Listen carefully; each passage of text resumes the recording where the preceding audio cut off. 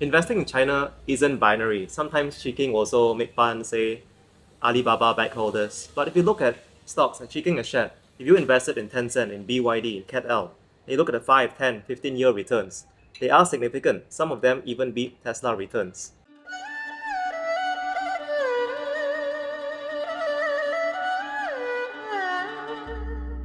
The S&P 500 is up 76% in the past 5 years. At the same time, the Shanghai Composite Index has been flat, and the Hang Seng Index in Hong Kong is down 25% in the same period. In this video, I speak with Chi Keng to learn about investing in Chinese stocks and to do some myth bustings on common myths. Click subscribe to stay updated to more videos on investing. And this is a good opportunity as we talk about Chinese stocks to bring you to a Chinese tea house. Welcome to Tea Chapter. This is a tea house in the outskirts of Singapore's Chinatown. Join me inside.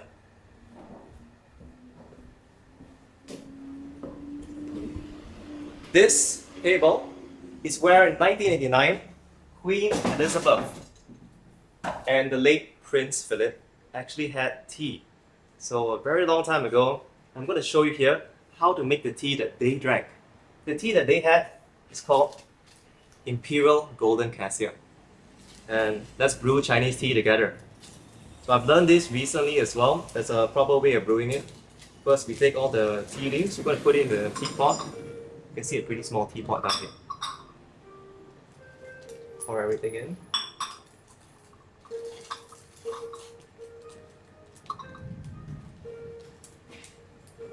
And this is warm water, so we brew it for 30 seconds.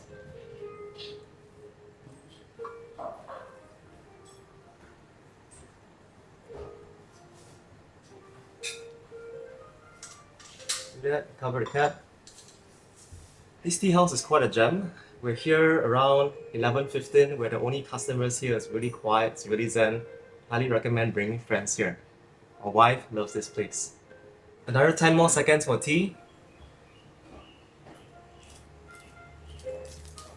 And when it's ready, so we just pour everything up here in this serving cup over here.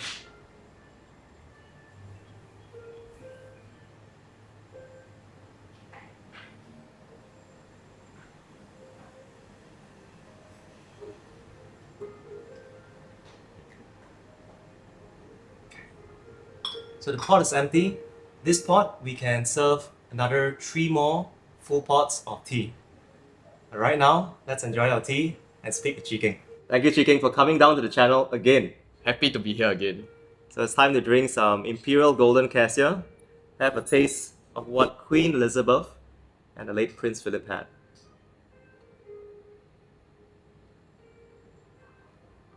So it's hot, so we'll take a small sip together. Sure.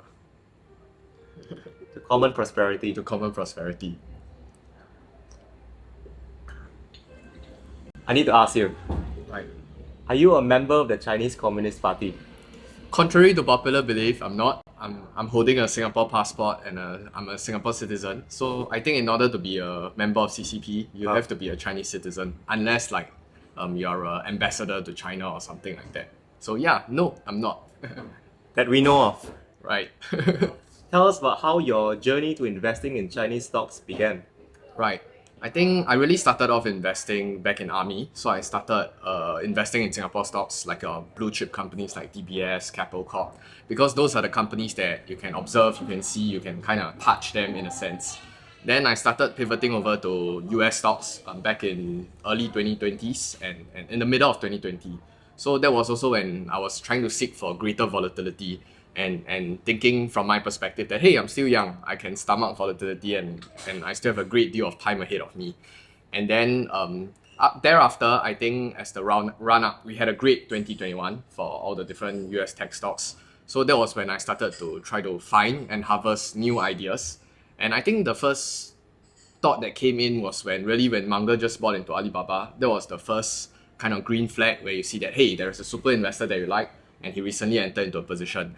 And then I started my, I guess, currently it's 18-month journey in Chinese tech. And yeah, I'm currently invested in both Alibaba and Tencent. You've had first-hand experience investing in both the US and Chinese stock markets. Right. What's the difference between both of them? I think generally there are two main characteristics that I looked at when I was first invested in US and then now in China. I think firstly, in terms of the maturity of the market, they are starkly different. There is a huge disparity in terms of the maturity of the market participants. There are also the differences in terms of capital inflow and outflow. Evidently, the US market has one of the biggest flow in the entire market. It has great amount of volatility. It has a great amount of institution participation, etc., etc. So in this case, you can really look at it, and furthermore, I think the Dow Jones actually date back all the way back to to 100 plus years. So in terms of market cycles and regulators being matured, being able to handle a lot of even those scandals like Enron, etc., they do have a more prudent approach. They are much more there are much more safeguards being inbuilt into the entire US system. I think comparatively, if you were to look at China, there are many instances of like fraud, scandals, and as well as there is this idea of a state-owned enterprise where whoever God knows what it means. So I think in terms of the differences in the market, there are a lot more nuances, and you have to dive deeper into understanding the characteristics. And I think on the second point I wanted to touch on as well is more so into understanding the differences in terms of political system and the power structure of the whole economy itself. So there was this interesting tweet that I saw from Lillian recently. She was talking specifically about regulations. And if you were to compare at how China has been conducting their affairs and their businesses alongside for the last decade or so, there's this very interesting idea. So Chinese regulators let them innovate first and then they regulate. While US, on the other hand, tend to allow for companies to innovate and then attempt to regulate, but more often times than not fail to do so, especially when you look at a lot of your big tech counterparts like Apple, Amazon. Even though they've been constantly called into Congress, but I guess there is a lack thereof in terms of new measurements being built or being enforced onto these companies. So I think specifically speaking, there are many nuances, and you can't really bring the lens of investing into the American markets to the Chinese market and assume or hope for the better that hey, whatever I understand for investing in US or even Singapore for that matter will work for China. I think specifically for many of the emerging markets as well, they all have the nuances, and it's a chore to actually pick up the skill of trying to understand the market, understand the system, understand how regulators work, and this whole dynamics between the different stakeholders. When Singapore travelers go to Bangkok, we love traveling to Thailand. It's Right. affordable. Go to Chatuchak market and the vendors will say, same, but different. Right. But then in the case of US and Chinese stock markets, the same is less than the different. Right. And one of the big differences is for Chinese companies, they use the variable interest entities Right. to raise funding from foreign investors. That means we don't actually directly own the voting rights or the stock itself. Is that a problem for foreign investors? I think that's an interesting concept because definitely it's first of its kind. Nobody have heard of this kind of theory before, where you want to raise capital in the open market and then you don't allow shareholders or potential shareholders to have voting rights. But that being said, I think this is not really a recent issue. So this entire VIE structure actually came under light at least for the last 2 years, especially because of the crackdown and the regulations in China, etc. But when Alibaba first listed back in 2014, it was the same structure, but nobody seemed to care, or at least there was not that much hoo-ha surrounding this entire makeup or this entire system that was innovated or created by the Chinese system. So that being said, when there are bad things that happen, then sure, one by one, the problems start piling up. But I think in short, to answer the question on whether it's will it be an issue for potential or existing Chinese shareholders, I don't think so. I think there was this recent discussion from Crane Shares and one of the top private equity lawyers in Hong Kong, and there are considerable steps and concrete steps that are being taken by the different officials and how regulators are looking at this entire situation, and they don't seem to have the intention of trying to rug pull investors in that case. So personally, I don't think so, but of course it's a tail end risk that people have to keep in mind, that at the end of the day, if they wishes to invalidate the entire structure, I guess there would be no legal recourse in that sense. So yeah, that's just my 2 cents on this idea. It sometimes feels like when you download an app or you go to a new website, you read the terms and conditions, Right. just click and let's go. Right. But then in recent years, as the government played a more active role, people started revisiting the terms and conditions. So let me check, are there any other surprises I should know of? Right. There's this perception that the Chinese government, more so than other governments, is more heavy-handed, plays a much bigger role in the Right. economy Right. and regulations. What's your take? This is an extremely tough question, and it's very tricky for me to answer. So, I think to not box myself into a particular position and where people start attacking me again, I think different governments have different priorities all across the globe. So now we are just specifically looking at US versus China. But even if you take into the context of Singapore's government's case, I believe that we also tend to have very strong and heavy-handed government regulations, especially in the monetary front. Our MAS plays a very active role in trying to protect retail investors in that case. And I think for better or for worse, the volatility on SGX and in the Singapore market is pretty lackluster as well. I think for one, size can be a contributing factor. But if you were to compare to maybe our Hong Kong counterpart, they are also pretty small. So in this case, why is Hong Kong much more liquid compared to Singapore? It's probably because our regulatory pressures in Singapore is of a greater extent if you were to compare to the Hong Kong market.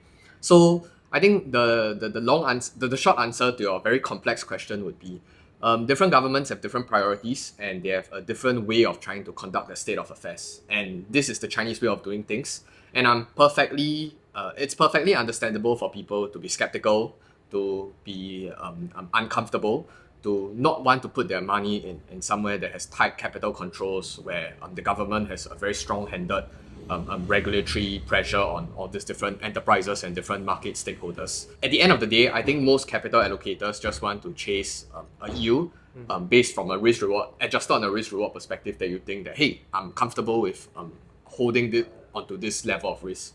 So I guess if you're not comfortable, then please don't enter. But if you are, I think there are many interesting opportunities out there.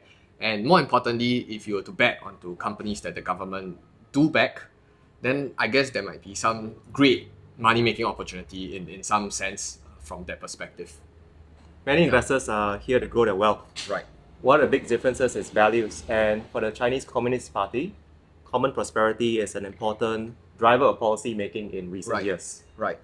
As a result of that, how do you see how differently companies in China have to be run? Right. And what's the implications for long-term stock returns? Right.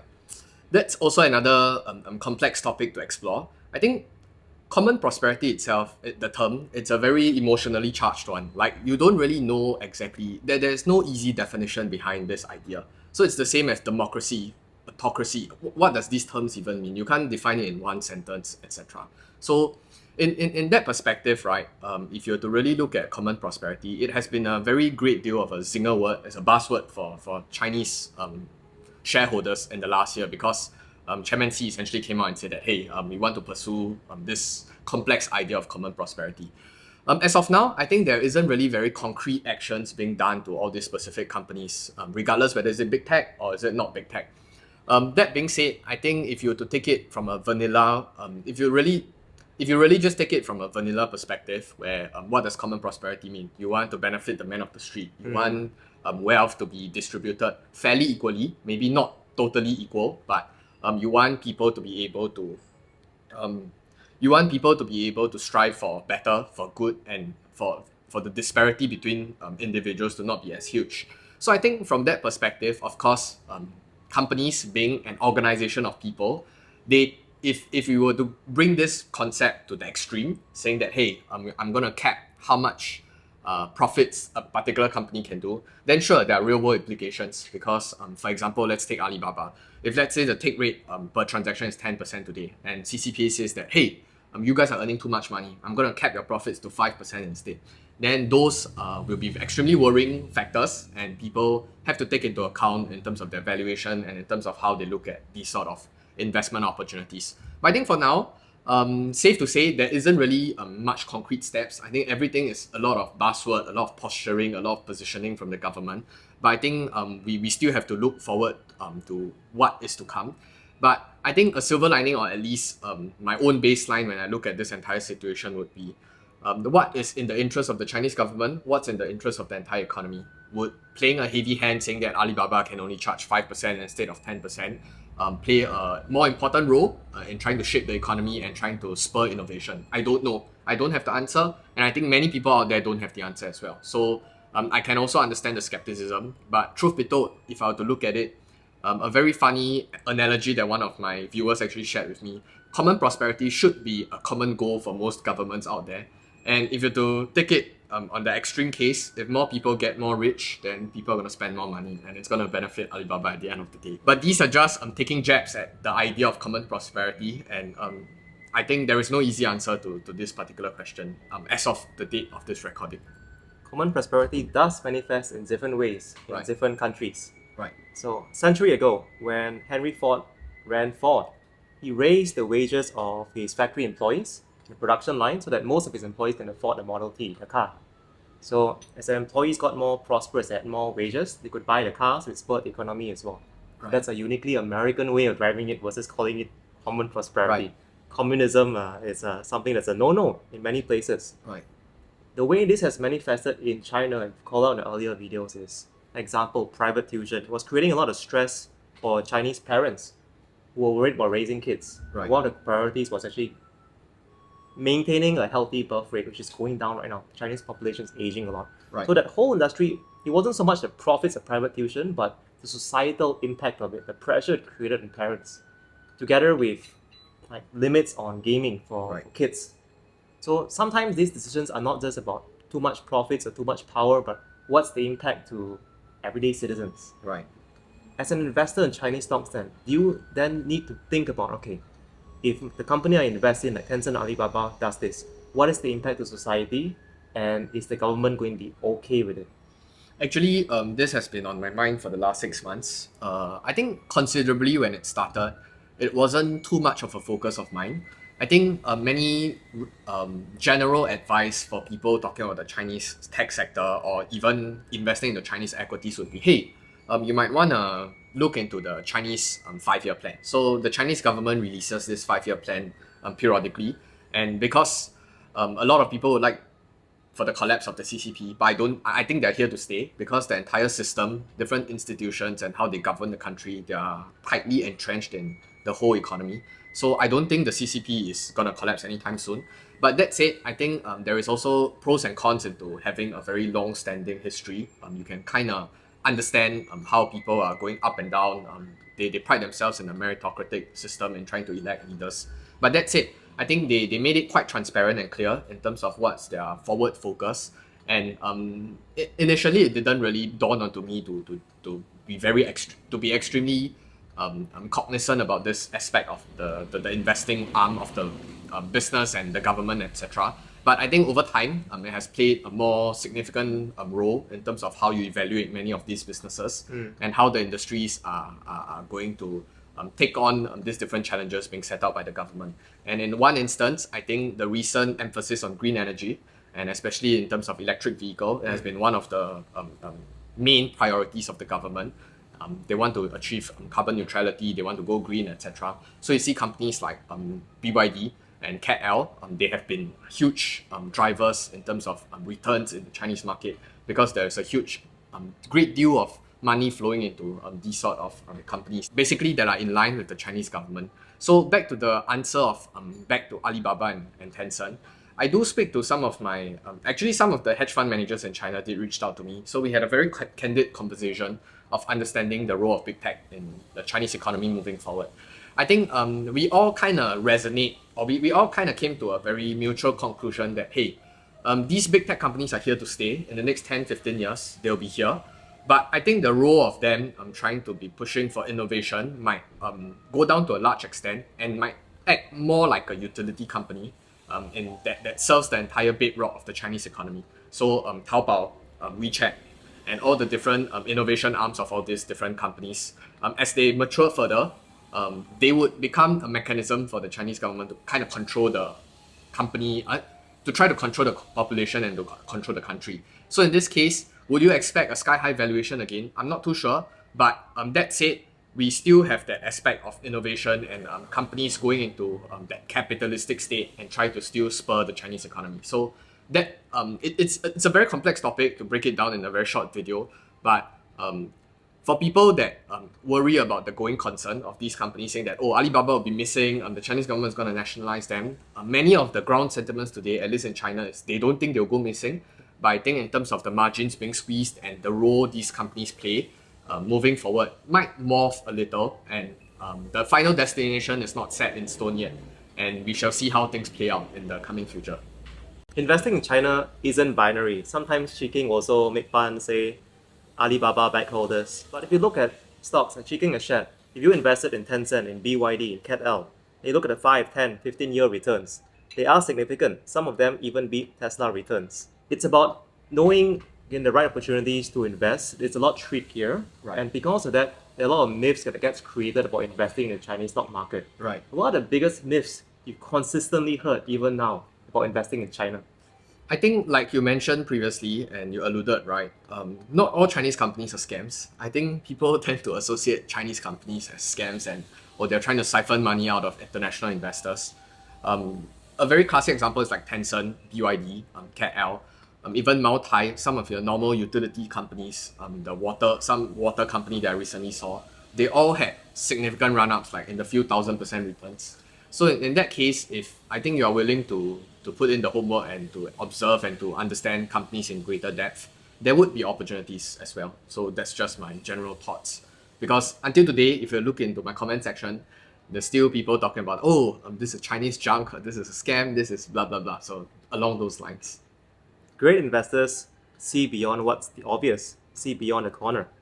What would you say is the biggest opportunity in the Chinese market that most people are not seeing?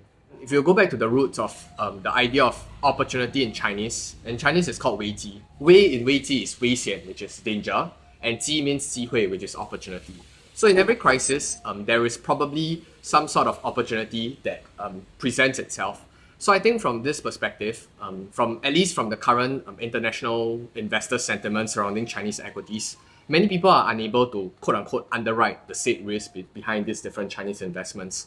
So you have people constantly touting about Chinese policy failure, about the perpetual lockdowns. You have people, I think there's this recent YouTube video that gets like millions of views, specifically talking about how the Chinese economy is going to collapse on itself.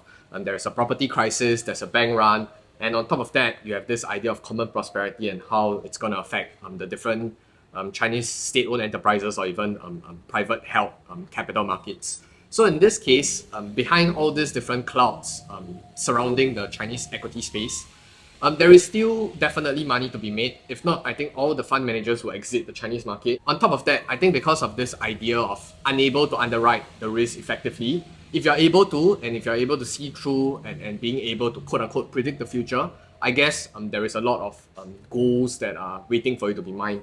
So I think that's the general, that's at least my general understanding of the Chinese market and how, at least for now, if people are running away, that's probably when it might be the best time. I would use the word might be the best time to invest in these companies. Given how different the Chinese market is, when someone invests in US, Right. usually they'll just tell most investors, just buy the S&P 500, close your eyes for 30 years, you'll Right. be okay. Right. But for the Chinese market, is it okay just to buy an ETF and just leave it for 30 years? Or would a smaller basket of stocks be a more prudent thing for most normal investors? I think Daren is trying to trap me into this hole of trying to give financial advice. But I think that said, people usually tend to advise saying going to S&P 500, forget about it for 30 years, try to dollar cost average. It's a prudent approach because it's a tried and tested way. It has probably 50, 80 years of history saying that, hey, this is a tried and tested approach. I think to add in a disclaimer for many of those quote-unquote financial advice out there is that, at least in the financial sector, there is this term in fine print that always say, past performance don't guarantee future results or performances. So S&P 500 outperforming every other indexes out there for the last 30 years might not repeat itself in the next 30 years. I think nobody can guarantee you for that, because if anybody's going to guarantee you, then all the fund managers out there, every single retirement planning for endowments, etc., will all throw their money into S&P 500. So if you have to look at it from that perspective, I can't guarantee you that the Chinese sector, Chinese ETF is going to outperform the US sector. But this is my own personal conviction and my own understanding of how the world is the entire world dynamic and how things are functioning in each specific sectors. So yes, I'm putting my money in Chinese equities, but I'm also not neglecting the US equities because I'm slowly building up my positions in certain stocks that I think it's undervalued in my opinion. So I think it's good to diversify, it's good to explore as well, and even putting all your money, sinking your entire net worth into the S&P 500 might not be a prudent advice in that case, because you bring in the idea of bonds, you bring in the idea of emerging market exposure, etc., etc. So I guess there is a role to play in terms of your positioning and in terms of how much you want to dedicate. I think it's a personal choice. Many investors in Chinese stocks believe that as a country and economy grows, the wealth grows along with it as well. Right. And China's been on a rise in the past few decades. If we project forward the next 2 to 3 decades, it's a strong momentum. The tension here is your investment time horizon and government policies. Doing what's right sometimes would have impact on the short to medium term, but generally, it's in service of the longer term. Any last words of advice or perspective for new investors who are thinking about investing in Chinese stocks? I think the quote-unquote best advice, not financial advice by the way, would definitely be to take it slow. I think to take your time to really understand the entire mechanics behind the entire system itself, whether is it the capital markets, regarding the political system, or understanding tensions and geopolitics, etc. The best way, of course, is to just buy into a basket of stocks or an ETF in this case. There is the A50 index, there is the Hang Seng index, there is KWEB if you have an inclination to tech stocks. So I definitely don't preach people to buy into specific companies, but I personally do it myself. So in Chinese, there's this term called 口是心非. So you're not doing what you're advising. But I think that's at least for my journey thus far. I'm just sharing what I'm doing. You don't necessarily have to follow, and I think it's that there are great perspectives and great lessons to be learned from other people's journey, so that you don't repeat the same mistakes. So I think from my case, I'm still waiting it out. I'm still trying to do more homework, and whatever that I've talked about, at least in the entirety of this video, I'm still a student of everything that's learned, that's transpiring in real time. So nothing should be taken too seriously, and we can learn from each other's advices, lessons, and journey from thus far. Thank you, Chi Keng, Yeah. for sharing your insights, your perspectives, and helping do your small part in building Right. common prosperity. Right. Yeah, thanks, Daren. Cheers Cheers. to the motherland. So I was taught that when you drink tea by the tea house staff, to actually drink it with our mouths closed, because the aroma, the fragrance of the tea lingers inside. It tastes better. So come and try it out. If you found this video useful, please click the like button, hit subscribe to stay updated to more interviews like this.